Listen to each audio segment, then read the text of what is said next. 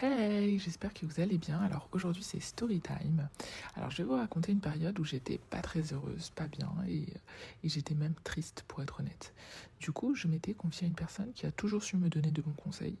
Alors j'ai commencé par me confier sur ma relation qui était actuelle en tout cas à ce moment-là et sur mon ex. Et je suis restée très évasive sur l'identité de la personne. Donc, car je reste une personne quand même qui est assez pudique sur ma vie privée quand même. Alors cette personne m'a alors demandé de lui donner plus d'informations sur ces personnes et m'a expliqué des choses qui m'ont vraiment choquée. Donc j'ai appris que mon copain actuel, en tout cas au moment de cette histoire, était un homme avec des enfants qui étaient séparés, chose qu'il ne m'avait jamais dit.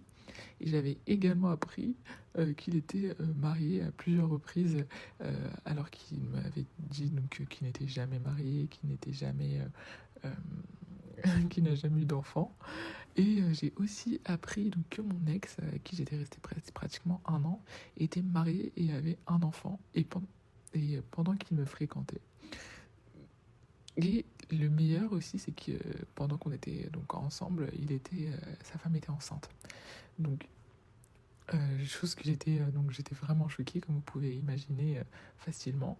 Et donc, je m'attendais pas parce que je me disais, non mais attends, à quel moment tu n'as pas pu voir, avoir des indices ou à quel moment tu as pu être aussi naïve? Alors je ne peux malheureusement pas vous dire dans quelles circonstances j'ai appris ce gros mensonge, mais je l'ai appris. Alors,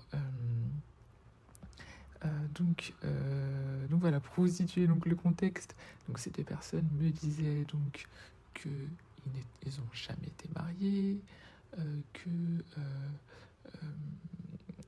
voilà, c'était des hommes sincères, qu'ils étaient bien, qu'ils voulaient quelque chose de concret avec moi. Euh, voilà, c'était un petit peu dans cette circonstance. Donc il faut jamais faire confiance. C'est vraiment voilà, il faut jamais faire confiance. Il ne faut pas se donner sentimentalement trop vite. Et donc forcément, hein, j'étais sous le choc. Je ne savais pas quoi dire, je ne savais pas quoi faire, tellement que j'en ai fait des cauchemars en fait. Donc, ce que j'ai appris de tout ça, c'est que j'ai compris déjà d'une part qu'elle était très naïve, que je donnais le bon Dieu sans confession et que j'accordais grandement ma confiance.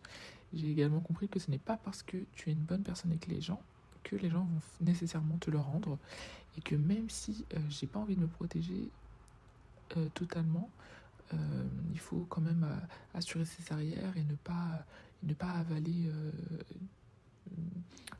toute discussion comme une vérité absolue. Euh, Et j'ai aussi compris que voilà, il faut s'efforcer de partir quand on sent quelque chose qui est bizarre. Parce qu'effectivement, il y a quand même des indices, pas forcément concrètes, mais abstraites. On sent que la personne, elle est un petit peu, je sais pas, quand des fois, quand c'est trop beau, c'est que c'est bizarre. Euh, mais bon, de toute façon, j'ai parlé de ces deux relations dans une story time précédente.